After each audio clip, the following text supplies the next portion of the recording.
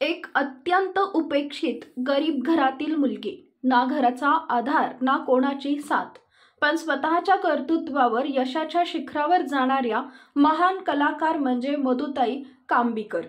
नमस्कार, DSD मराठीच्या short बायोग्राफीच्या आजच्या भागात आपण जाणून घेणार आहोत ज्येष्ठ अभिनेत्री मधु कांबीकर यांच्याबद्दल थोडक्यात माहिती।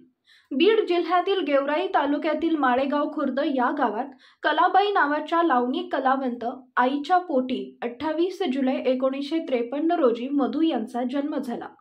पुढे मावशी आयुबाई यांनी त्यांना दत्तक घेतलं। आता मधु या अहमदनगर जिल्ह्यातील शेवगाव तालुक्यातील कांबी या गावी राहायला लागल्या। 7वी पर्यंत त्यांचं शिक्षण झालं। याच कांबी गावच्या नावावरून त्यांचे आडनाव कांबीकर झाले।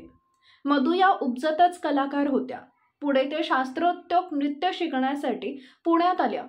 पुण्यात बाळासाहेब गोखले यांच्याकडे त्यांनी शास्त्रीय नृत्याचे धडे घेतले आणि मुंबईत न्यू हनुमान थिएटर लालबाग येथे आपली कला सादर करायला सुरुवात केली। कला पथकात लावणी नृत्य करायला सुरुवात केली। कालांतराने शासनाच्या सांस्कृतिक खात्यामार्फत पंचतारांकित हॉटेलातून कला पथकांचे कार्यक्रम सादर व्हायला लागले। यात मधुताई यांची लावणी विशेष लोकप्रिय होती आणि एक नृत्यांगना म्हणून त्यांना प्रसिद्धी मिळत होती। 1977 साली महाराष्ट्राची लोकधारा या कला पथकातून त्यांनी राजधानी दिल्लीत नृत्य नाट्य सादर केले।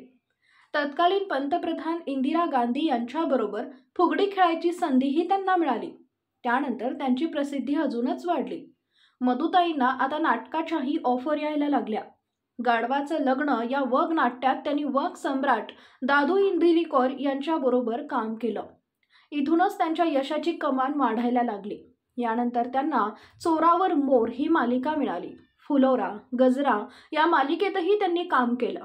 या काळात मधु यांचे नृत्य अभिनय प्रख्यात दिग्दर्शक अनंत माने यांनी पाहिला। त्यांनी लक्ष्मी या चित्रपटासाठी त्यांच्याकडून एकल नृत्य बसवले आणि मराठी चित्रपटांचा दरवाजा उघडला। सतीची पुण्याई, दगा, तमासगीर अशा काही सिनेमात त्यांना संधी मिळाली।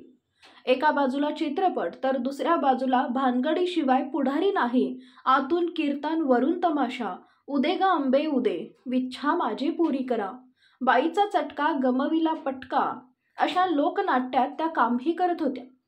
आता एक अभिनेत्री म्हणून त्या स्थापित होत होत्या।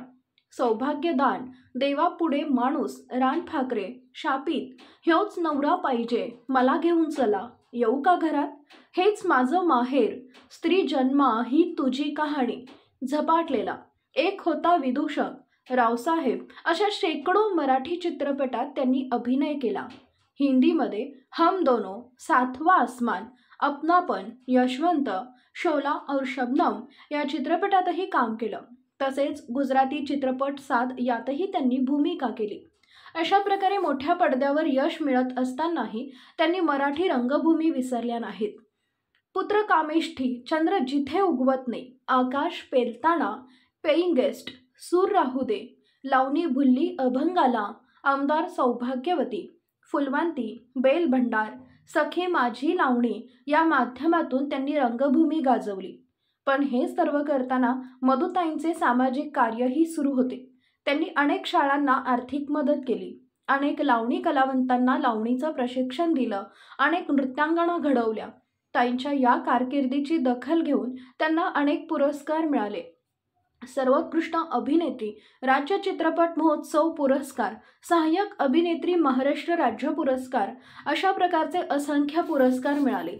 तर असा आहे मधु कांबीकर यांचा थोडक्यात जीवन प्रवास। पुन्हा भेटू पुढील भागात नवीन विषयासह। तोपर्यंत धन्यवाद।